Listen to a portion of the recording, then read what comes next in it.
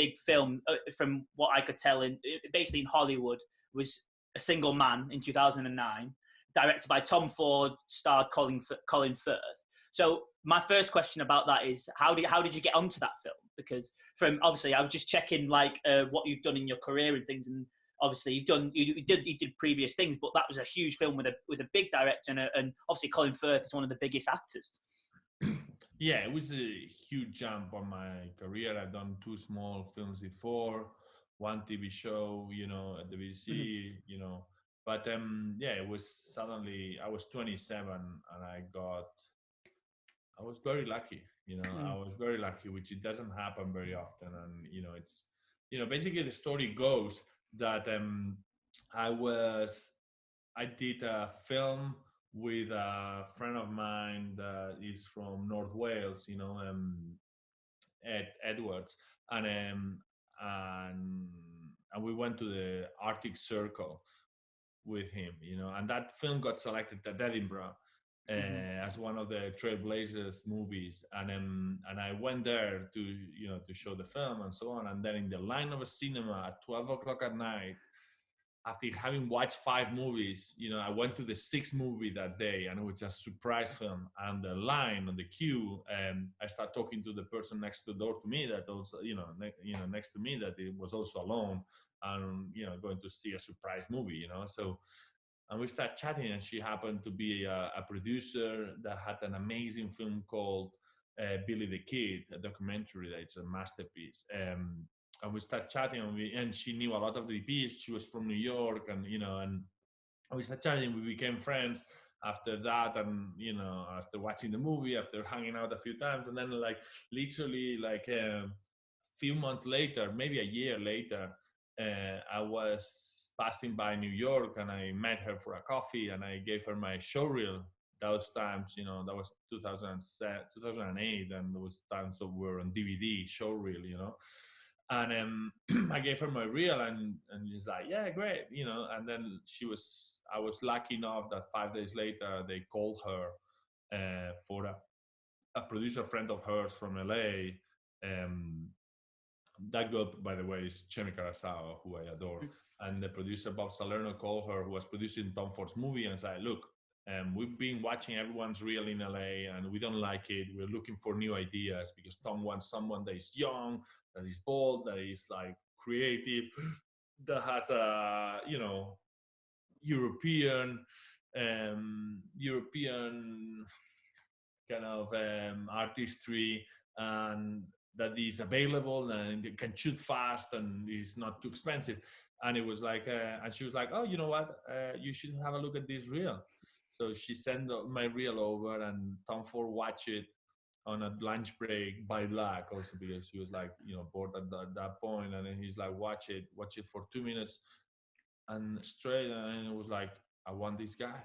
I want this guy. And it's like, and with that same reel, I hadn't been working that much. I was not very, it was like having a mediocre, year in London with the same reel, but it just was in the right place in the right time. And it just he loved it. He saw on my student film, grainy 16 mil handheld stuff. He saw something that he was not, presented, he was watching all these fancy American flashy DPs reel, and suddenly there was one that was slightly different and unconventional and European taste, so they called me, and I flew from London, to have a meeting, because he didn't want to have a Skype. And I flew from London to have a meeting, and I, read the script on the plane, and suddenly it was just like, wow, this script is amazing. How am I, and then it's like, if Julia Moore is doing this and Colin Firth is doing this, I mean, this is pretty awesome, and I was 27, so these things don't happen. And I just suddenly was in LA, a car limousine picked me up. It was kind of a bloody dream, and suddenly it was quite funny as well that I was everything happened so fast that I hadn't had, I don't know if I should, that's very podcasty, but it's an So, interesting story. And it is the fact that I had diarrhea for 4 days. You know, I got so scared. I was like, what the fuck? My life is changing. If I get this movie, this is it. This is like my life changing here. So I got really scared for 4 days. I couldn't, like think. It's like, I was like, you know, and but that morning on that Friday that I was going to meet Tom, I looked at myself in the mirror and I thought of my grandfather, and my yeah. grandfather always said that I'm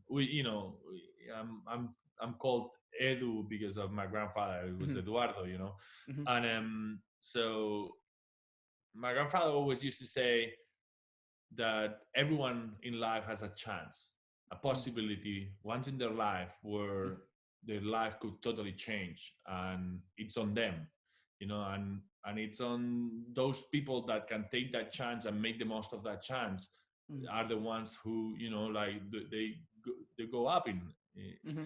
in their careers and in the way they see their life. So it's like and I thought about that on that day, on that morning, Mm. and my diarrhea stopped, and I just went into the meeting, just like you know what? I think I can do that. I Yeah. have to be myself, have to Hmm. trust who I am, and just be honest to, not try to fake anything. Just be straightforward and you know, be who I am in a Yeah. way, and not try to hide much. Mm. Just if he likes me, he likes me. If he doesn't, Hmm. it's because it's not meant to happen. So fair Mm. enough. Yeah. And No, that's how it went. that's an amazing story. Yeah, and that's It's how a I got. great. Yeah, and then after 5 minutes of meeting me, it was like very clear that we like each other, and Mm.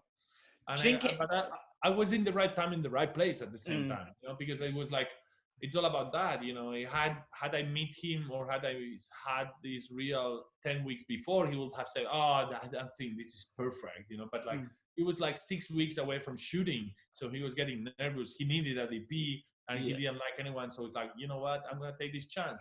But also is this personality also, Tom, to his credit, who in his right mind chooses a 27-year-old DP that doesn't have any credits to shoot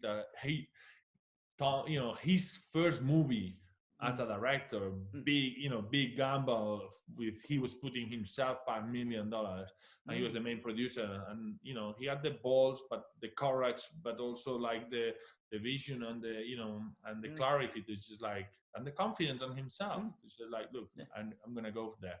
And there Mm. are not many directors like this. There are not many people that are like they have that much trust, and Mm. they just have that instinct. Mm. So It, fair. it, well, it, it paid off because it's a very beautiful to watch film. And do you think it helped that you and it almost the way I see Tom Ford is quite an articulate, meticulous man. That's how he wants his films. And the way that I see your cinematography, just from my own perspective, it's like that. It's meticulous. It's grainy. It's very beautiful to watch. So do you think it helped that you guys, in terms of vision, kind of matched on that wavelength? Absolutely, absolutely. We kind of got along in a personal level, but also an artistic level. We kind of understood the script in a very similar way, and we have a very similar taste in a lot of things. Obviously, he's a lot more meticulous and more perfectionist than I am, and I like life and imperfection a bit more than he does. Mm.